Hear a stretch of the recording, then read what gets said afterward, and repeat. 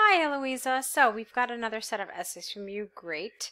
Let's see what you wrote in this set. The task 2 is about long working hours and if it brings more economic success to countries. So let's see what you wrote. Experts throughout both the developing... Okay. Experts throughout both the developing and developed world have debated whether working less or more hours impacts their economy.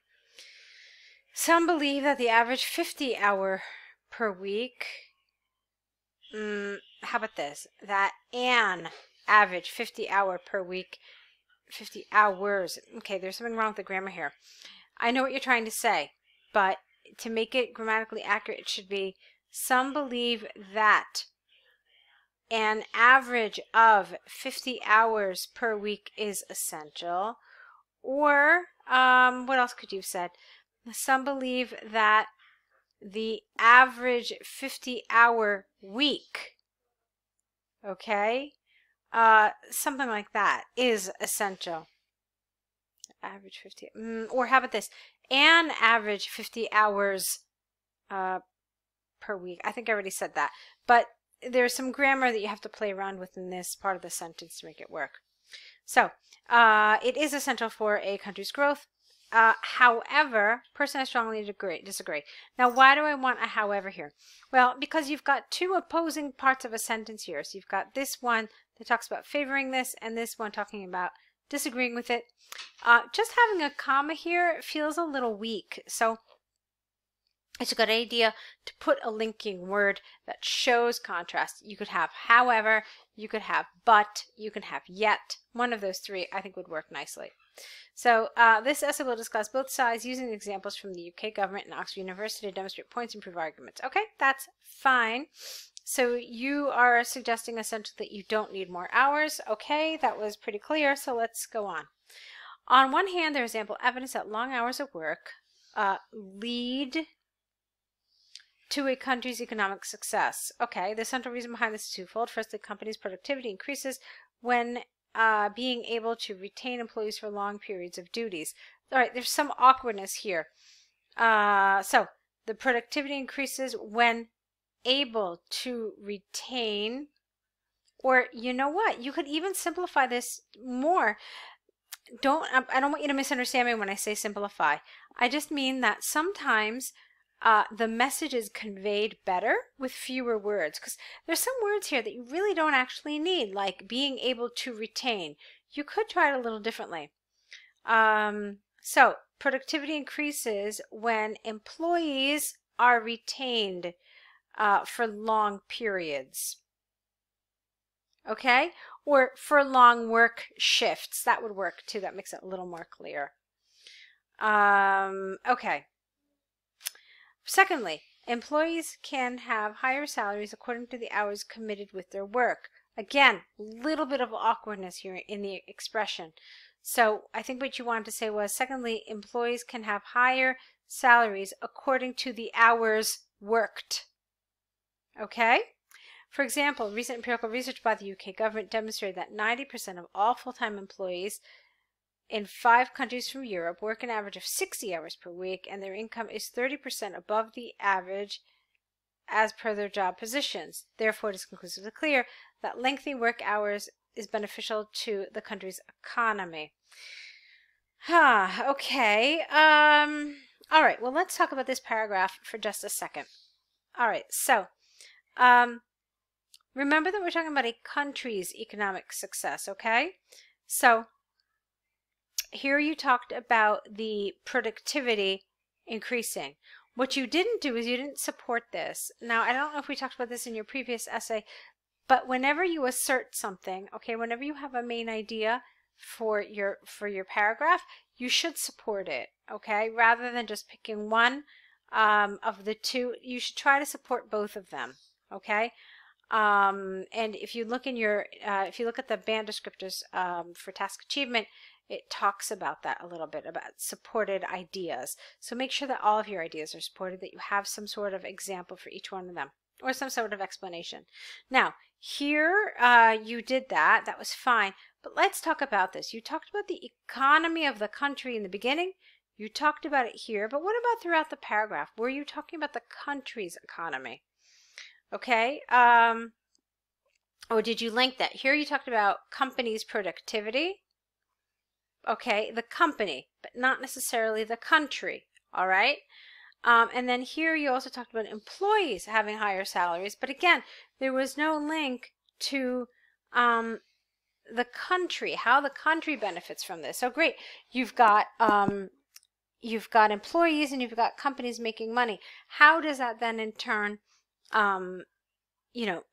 reflect on the country? So I would like something here about, maybe tax money that, in turn, there's a higher GDP in the country. So bring it back to the country. When you start focusing just on individuals and the company, you're losing sight of the country. So I would like to see that mentioned somewhere, not just in that topic sentence, not just in the conclusion sentence, but somewhere within the paragraph itself, that, I'm not losing sight of the fact that when an employee makes money and when a company makes money, this will in turn have an impact on the country. You have to mention that somewhere. Okay, let's move on. On the other hand, although there is a case for hardworking employees improving a company's profits, plural, and even benefiting from their productivity, the impact of technology in the majority of the industries cannot be overstated. All right. You're talking about technology here, but I don't know why. So what is your point here? It's what this paragraph about is not 100% clear just from that sentence. So the fact that we have technology and that it has an impact, how does that relate back to this idea of country's economic success?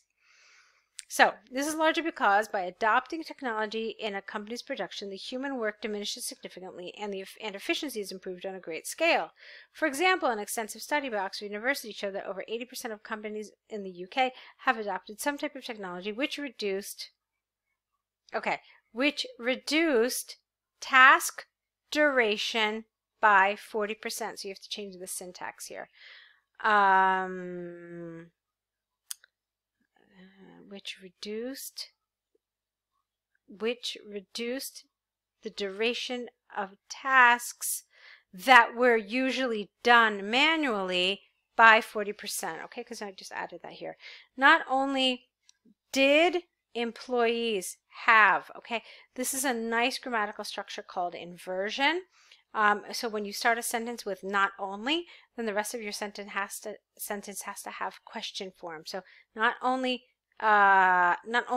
did employees have the opportunities of enjoying a shorter schedule, companies were able to financially benefit from the technological advance. Consistent with this line of thinking is that technology became indispensable for faster and cheaper productions, which results in higher profits. Thus, it's possible to state beyond doubt that working less hours can cause a nation's economy to thrive. Can't say to thrive something, you just say something to thrive. It's an intransitive verb. Alrighty, so you were on the right track here, but again, first of all, like I said, it wasn't clear to me what you were talking about in the beginning. I would have wanted you to make it clearer. In other words, something to the effect of rather than long hours creating economic success in a country, it appears that technology is doing this instead. Okay, so technology is more responsible for economic success. And then you can go into all of this saying that, because technology is being used, work is more efficient, fewer hours are needed, etc., etc., etc. Okay, and then again, link it back to the country's success. All right, so talk about what exports these countries are producing, and remember to link it back not just to the company and not just to the employee, but to the country as a whole. Alrighty, so from the arguments and examples given, I firmly believe that although human productivity with longer schedules of work is beneficial for prosperity in a country, the role of technology is much more favorable not only for the economy, but also for the individuals who, you don't need a comma there, who are able to have more quality time for themselves. It is predicted that technology will increasingly grow in importance in the following years. Okay, that was nice. Now, I want you to understand what I'm saying here. you have mentioned countries. You didn't forget about it, okay? You mentioned it in the beginning and in the end of each of these paragraphs, and you really stated it very clearly in your intro and your conclusion. But I want you to understand, I hope you understand what it is that I'm looking for, how I want you to tie it in to really make it clear throughout the essay that, you know, I haven't lost sight. This is what we're talking about. The economy, the economy's success, the country's economy success, okay? The country's economic success. That's what I wanted to say. Okay, so I hope that makes sense. If it doesn't make sense, if you're not sure about something that I'm talking about, please let me know in your next email to us, and I'll try to address anything that might not be clear. All right, but I thought you did a very nice job. Careful with some of that grammar, some of those, there were quite a few areas of awkwardness. Now, the good news is that it doesn't create incoherence. I always knew what you were talking about. I always understood. But there are some areas where it's awkward, where there's word order problems, and where you run into some problems. So that's what I want you to work on a little bit, kind of clarifying some of those areas and making sure that your grammar is appropriate. Let's take a look now at this. Oh boy, let's see. Now it says here formal apology, but that seems a little strange to me because it says it's a foreign friend. So I'm going to just assume that this is an informal letter to a friend. One thing I want you to notice is that when you get the paper with the question, it'll tell you begin your letter dear ... I think it almost always says dear. So hi will probably not be appropriate. Just make sure you notice what they say and how they want you to start it, okay? All right, let's see. So let's assume you wrote here, dear Sasha. Dear Sasha, I was so glad to know that you were planning to visit us during the summer. Unfortunately, I regret to say that we won't be available in the second week of August. All right, let's look at this. So, I was so glad to learn that you are planning to visit us during the summer. Okay, that's how you fix that. Now, here when you say I regret to say, this is a very formal expression. We use this in formal letters instead. It's another way of saying I'm sorry. So that's what you really need to say here. Unfortunately, I'm really sorry, but we won't be available in the second week of August. Now, another thing that we do in informal letters is we make it friendly. We ask the other person how they're doing, and it's a pretty standard convention, and it's one of the ways it's kind of different from formal letter writing.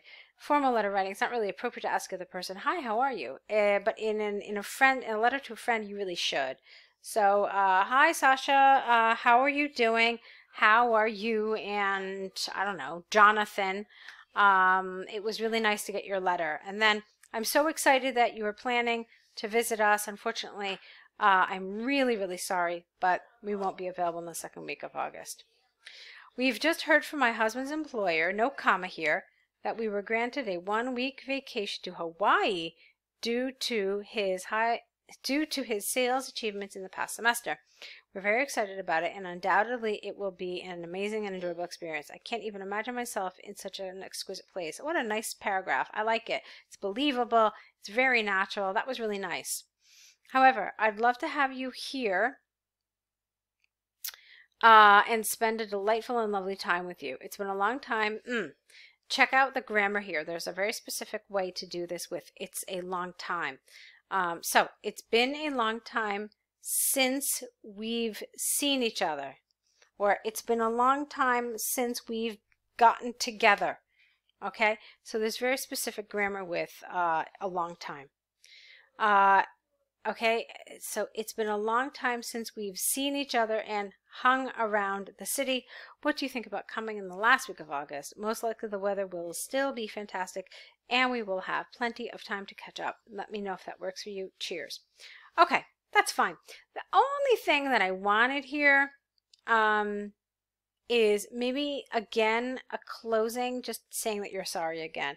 Is it super important? No, it's not super important. I mean, you covered it. You already said here, but because you just said it once, I still think it's appropriate in the closing to mention it again. Because look at how well you developed all these other ones. You developed this one really well.